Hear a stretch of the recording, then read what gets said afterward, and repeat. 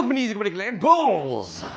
And today we're going to be looking at the Tusken Raider, Star Wars Mandalorian Tusken Raider, that is. We know this guy from a lot of stuff, but first we want to take a good look at Day One Collectibles. Thank you, Day One Collectibles. You get code EZCO, and that gets you 5% off of everything off that store. Go down in the links below, and get your orders in. So this is going to be the Tusken Raider. Not the one we know from the movies. That guy is a lot more savage. But this is from the Mandalorian. We come to know them as more friendlier beings in that show. With that being said, there was some controversy about this guy being a little bit too clean. A bunch of other stuff and whatnot. But we'll go over that. We'll go over that and take a look closer into the figure. So what we have is the box here. Same old Star Wars box by Hot Toys. Dictated Lucasfilm stuff, you know, I don't know how it goes. Inside, the nice back, obviously it's all black with the regular printing, thumbs up for Band-Aids, and a Disney sticker, cool beans. And the Tusken Raider itself right there. And then let's go ahead and get the box insert. And there it is, boom. Very nice. I always do, you guys pretty much come along knowing that I like these things. I like the way they look. The inserts are nice pictures, and they use the figures in these. And I like that. I like when they use the figures. So let's go ahead and take a look at the figure itself. Alrighty, here we have the Screaming Sand Devil himself. Here it is, the Tusken Raider. Hey, you guys! You know, I just see that every time. Now he comes with a little bit of accessories, a little bit. I say that, you know, very gently, because it's a little bit. First and foremost, we have the monoculars. These are very well done. This is when Tusken Raider was wanting his trade deal with the Mandalorian. Kind of cool that they added that. I didn't expect that. I kind of forgot it came with this. Nice little, basically leathery, pleathery crap that will probably snap after, you know, a year or two. But, you know, it's there. Cool.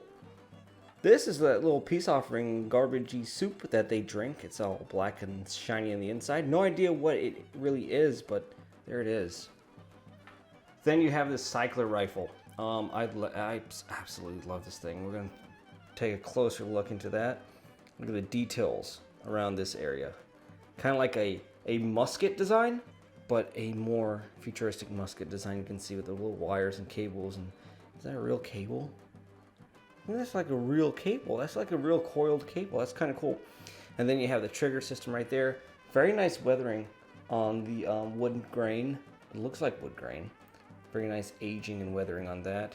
And then down the barrel you can see more of its pristine looking detail. I absolutely love the look of the cycler rifle. I've always loved it. It's a beautiful weapon. Then you have the gaffy stick. I think this is called the gaffy stick. This is all their magic and stuff. Very pointy, sharp, kind of cool stuff, I guess you would say is kind of cool. Get a look at that. I mean, not too crazy, but you can see the nice wooden detail throughout. Very nicely done. And then the metal parts and bits right there. And then this is kind of a weird weapon. I'm not used to seeing. Ow, God, that thing was sharp. That's sharp. That's kind of hurtful. But as you can see, weathering throughout on this one. Nice metal look. And then it goes into the wood stock. Right here, and then you see the texturing on the stock itself. It looks like a crack in the thing, but it's not. It's an actual design thing right there. This is basically stippling that they add on weapons for a better grip and a design look as well. And very nicely done by Hot Toys there. It looks just like wood stipple. Very nice. Alrighty, so here's the figure. It's looking pretty good. I want to go with some close-ups to this guy. Obviously, he comes with some hands, obviously. I didn't go through the hands because they're just hands. They're just different hands to hold this, that, and this. And then he comes with an alternate satchel, which is the exact same thing as that, which we'll go over. But let's take a closer look. I know I've got most of them covered up, but here is a closer look at that head sculpt. That's a very nice looking head sculpt. Very nice. It shows that of a wrapping look. I don't know, like a beatbox wrapper, but it shows that of a very nice detailed wrapped look with cloth and stuff like that, but it is a hard sculpt. Very nicely done. It's almost vinyl-y feel, softy vinyl feel, but it's very nicely done. I love the details in it. Different textures and different color apps. applied to it to show that, you know, it's a multi-layered thing. And then you have the more inside look of his mouth, which looks pretty cool as well. Whoop, too close. So that right there is, to me, it's phenomenal. This outweighs the sideshow version to me big time. It's very nice looking, and it just looks so good. It looks so good. And then we have more of the basically torso, I guess you would call it. Let me open up his chest. Hey, you see that right there? Boom. Very nice looking. I like it. It's very nice. I don't like that they use so much pleather. I mean, but what are you gonna do? You know, what are you gonna do when you're trying to stay screen accurate? So the alternate one is another one of these. So you can possibly have up to 4 different variations of Tusken Raiders. Moving down throughout, you see more of his satchels. These are more weathered. That's going to be the tipping point of this figure, is that the weathering isn't too great. A lot of people said it's way too clean for a Tusken Raider, and I could agree. I can agree on that. But in hand, in person, I don't think it's that bad.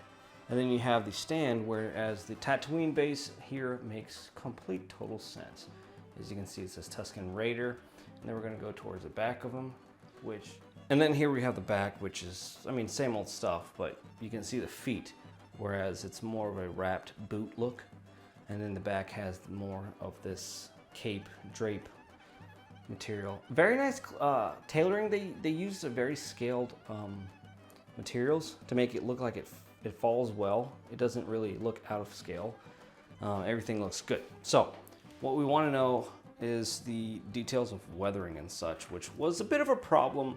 As you guys can see up close, it has its variations of paint, like colors and cloth, and the paint apps on his here and there's, and I don't think it's much of a problem, really. I don't think it's much of a problem where people are saying it's too clean. I think in pictures it picks up as too clean. Maybe also in this video it'll pick up as too clean. But I have to say, in hand, this thing looks way too good. I mean, this thing is way too good, beautiful. There is a little bit of wiring going on in his cape, or his coat, basically. I like that they added that. It flows very nicely, unlike the Lando Calrissian cape, which flowed horribly, absolutely horrible. What's under your dress? Oh, nice. And that thing just horrible. I don't like it at all. It just was everywhere, even with the wires. It just didn't want to stay put. But very nicely done, Hot Toys. I like everything about this figure. Now, the close-up on this satchel and stuff, I mean, as you can see, it's amazing. The weathering on the eyes, or what I believe is eyes. I think it's hazardous for them to be in the sun. And if you look all the way down them, it's just black. It's just a flat black on the inside. No eyes. Didn't expect that. And then the hands, actually, each hand comes wrapped individually with these, like, cloth materials to show that continuous wrapping throughout. You could add a little bit more of cloth just to, you know, finesse that. But I say good deal from Hot Toys. Ooh, is that real metal? Thing looks real metal. I want to say that's real metal right there. So nicely done by Hot Toys. I really don't have an issue with the figures weathering. I really don't. I think it's almost, I think it's just fine. I wouldn't say it's perfect because perfect, that's a lot of weathering. And on cloth, I think it's a lot to do for Hot Toys. So let's go over articulation. You do have this little thing around his neck, which doesn't hinder him at all. He's very good. He rolls. I mean, this guy is rollable. You can see the neck a little bit. They added just a black. I wonder if they have black skin, because that thing is like just black plastic.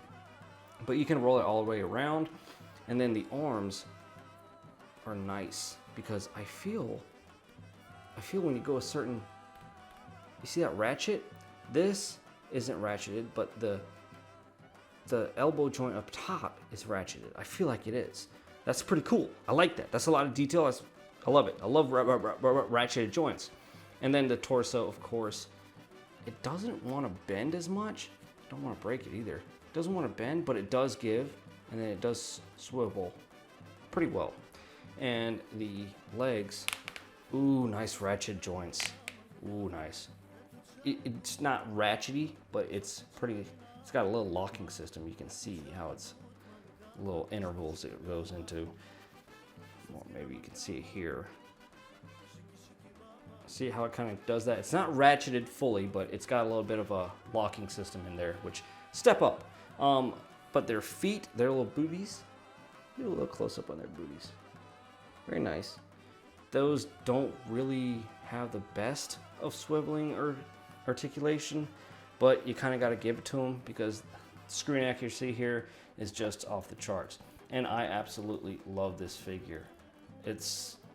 I really do. It's, a lot of people would say, hey, because, you know, this guy is an OG classic character, that's probably why you're going for it. Maybe it is, you know, maybe it is, but I absolutely love the look of him. He's a near perfect figure.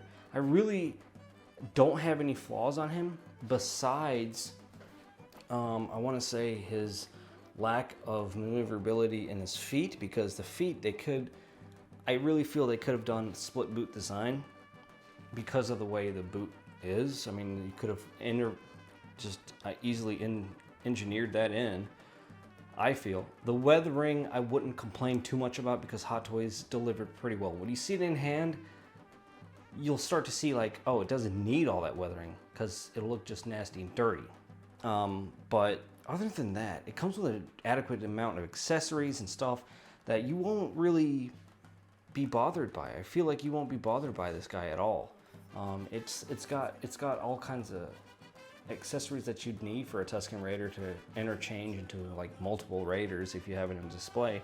Probably up to like 4 or 5 Tusken Raiders you can mismatch with these different weapons and accessories that it comes with. These, I believe, can be covered. Just pull them up a little bit. But all in all, I give this guy a 9.5 out of 10. 9.5 out of 10 is really high for a figure that got pretty much a lot of hate for being too clean and whatnot, but I say this guy is a win. I don't see how that you could go wrong with the Tusken Raider by Hot Toys. This is one of the best figures coming out of the Mandalorian line, hands down already. Hands up for this guy. I gotta do it. So 9.5 out of 10. So if you like the video, make sure you like, share, and you know, sharing is caring. So make sure you like and share. Liking these videos do help me. So please, if you can, like the video. And that's it for Easy Company Collectibles. I'll see you guys later on the dunes. Dunes. Wait, did that monster kind of copy the crate monster? The crate sand lizard thing? Kind of, sort of? I mean, guys, come on, face it.